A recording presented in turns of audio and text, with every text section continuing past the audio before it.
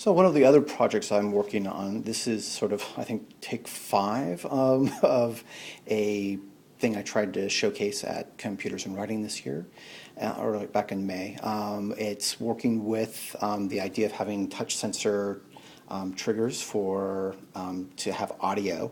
I got the poster to work with no problem because I used the bare conductive touch board. I think I've talked about this in class, so you may be aware of it. I was trying to use a different device, the Lily Pad, which is for electronic wearable, electronic sewing, and you create circuits differently with that, and that was not working. The thread kept on breaking for me, and tried some other things. So I've gone into the touch board.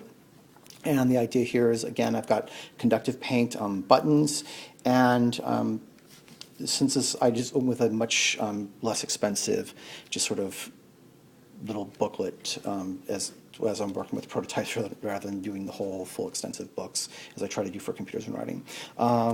So there's like another button there. I'll touch a couple of these in a second. I'll show you. I wanted to kind of keep it still done so you can see what I've done here. For instance, with this one, yes, you can actually hear. I tend to use phrases. I tend to use it triggers a little too well at times. So we've got the electronic. The little electronic thread there.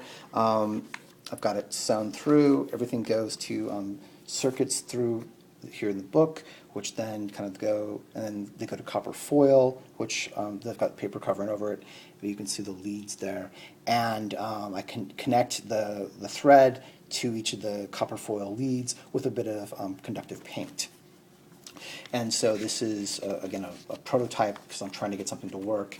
If this does seem to be working, the problem is that the bare conductive touch board is a little big and expensive to be just putting in a book. And so I'm going to try some other things. There's also, hopefully very soon though, the Raspberry Pi people have the Raspberry Pi Zero, which is a $5 mini version of their computer, and bare conductive is creating what they call a Pi Cap, a little thing, basically a miniaturized version of this that just goes right on top of the little $5 Raspberry Pi. And I'm hoping when that comes out, that may solve these problems. Or I can actually design a little microcontroller of my own and have sent away the design and have it made to sort of make this work. But so, you know, I want to mention, by way of explaining my own approach to these matters, that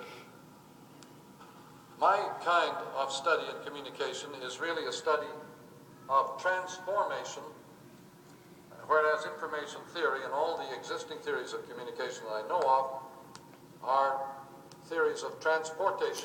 And that's McLuhan there talking about his figure ground theory, which is what this write-up is about here. And I'm going to trigger this more quickly. This is the process effects of media. And that is not the medium I employ is the probe, not the package. There's McLuhan doing that. That is, I tend to use phrases.